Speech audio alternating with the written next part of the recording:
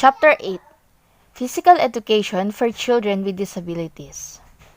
The chapters in this section provide information concerning legal mandates and the placement of children with disabilities into physical education. The initial steps in meeting the needs for children with disabilities requires the input of physical education teachers, special education teachers, athletic trainers, and physical and occupational therapists who make up the Motor Performance Team, or MPT.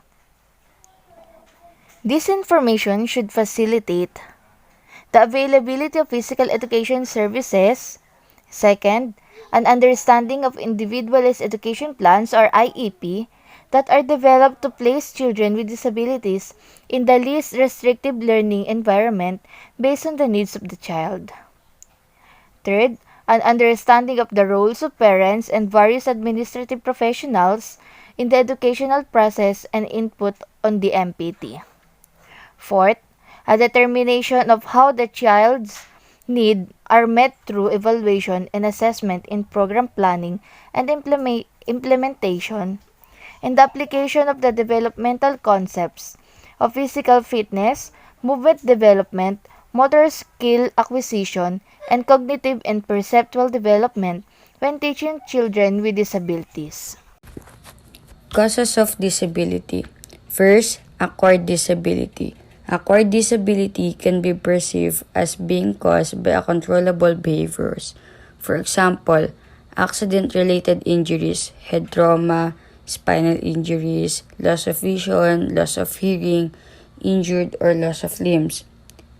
Illness and health-related, post-stroke, traumatic stress, and etc. While congenital disability is a medical condition that is present at or before birth, these conditions, also referred to as birth defects, can be acquired during the fetal stage of development of genetic makeup of the parents. For example, Down syndrome, Fragile X syndrome, heart disease, cleft lip and cleft palate, cerebral palsy, spina bifida, cystic fibrosis. As an adapted PE teacher, we can easily deal and understand the condition of the child in a given situation or circumstance that will affect the child's current character, disposition at a given time, and experience. As an adaptive PE teacher, given the expertise in dealing with children with disability, they can easily provide advices and activities to regular PE teachers that will help them to fully handle and understand the child's needs at a given situation. Children with disability are more alike with other children than different in this way. Adapted PE can easily work with therapists, coach, parents, and administrators to fully related and can learn some expertise that can accommodate the necessary resources to develop and implement. Through IEP, this will give PE teachers education in meeting the child's unique PE needs and will solidify their standing in MPT. Also, they will help teachers to develop necessary experience that will constantly fit the child's needs. 3 considerations for physical education teachers. There are challenges to children with disabilities in a physical education programs. Parents may be apprehensive about allowing their child with special needs to participate in physical education activities. PE teachers teach skills and activities that transfer into physical activity class and motivate children to be physically active. First to consider is determine. Determine the abilities of students with special needs. Next, measures. Measures the participation in sports and fitness. And lastly, support and encouragement. Support and encouragement of children with special needs to participate in regular physical education activities. DAPE or developmental adapted physical education is somehow need of children with difficulties to help and promote physical fitness, fundamental motor skills, and more. And DAPE, specially designed for physical education instruction and services for pupils with disabilities who have a substantial delay or disorder physical development. DAPE is which may be adapted or modified to address the individualized needs of children who have gross motor developmental delays. The three benefits of physical education for students with special needs. In this topic, I am going to discuss some of the benefits of physical activity to the students with special needs. First, physical movements has found that the participation of children with disability in recreational activity and sports, which may leads to them to improve the level of well-being and the physical health of every student. Physical activity helps the children with special needs through involvement in sports or recreational activity that can help them to develop the skills they need to improve their physical body and health. Second is mental improvements. Regular exercise or training will help the children with special needs not only for the body but also for the mental health of the children. Physical activity improves the mood and wellness in patients suffering from anxiety and depressive disorders. Regular fitness links to improve in self-esteem, social awareness, and self-confidence to empower the existence of young people with special needs.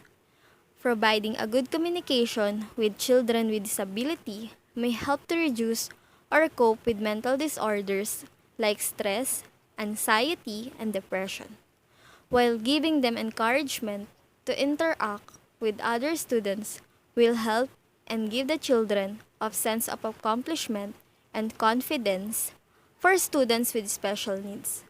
Building and developing self-esteem is important because it can boost their self-confidence not just for their own but also for the other people who give them strength to overcome their condition. And lastly is behavioral improvements.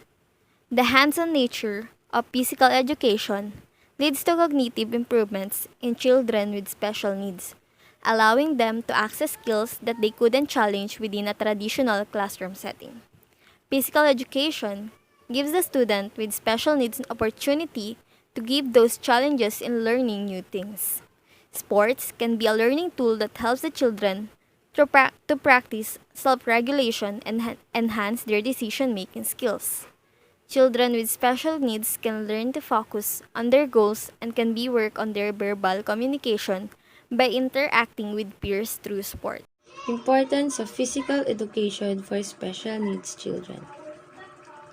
Scientific research has demonstrated repeatedly that physical education can enhance academic performance and cognitive function. However, for children with special needs, it's valuable for so many reasons. Number 1, it's able to understand the situation and condition that may affect aptitudes, and experience. As an instructor, it is important to evaluate first the child in order for us to determine his or her strengths and weaknesses, and also to be aware of their medical background. We can also do a short interview for us to be aware of their approach towards physical activities. For example, if they are active, slightly active, or inactive, so that we can adjust our program suitable for them. Number 2, to provide consultation concerning a child with disability. As I have said earlier in the previous number, the first thing we must do as an instructor is to be knowledgeable about the child in order for us to be aware of their condition so that we can provide better activities for them. Number 3, can broaden the knowledge and expertise to accommodate the child needs in other aspects. Physical education is not focused only on professional support, and for the physical needs of the child, such as tools and equipment to assist them. Physical education also provides a settings where they can interact with their peers and develop social skills through interaction with other children. And lastly, IEP or Individual Education Plan is being approved to meet child's unique and physical education needs. IEP is created to provide assistance to every student with different physical disabilities, whether it may be caused by natural phenomena or caused by external accidents. For examples, inborn disabilities and external accidents such as vehicular accidents. IEP is created to give every individual student with disability the special help they need that will help them do better in school and in everyday life. Thank you for listening.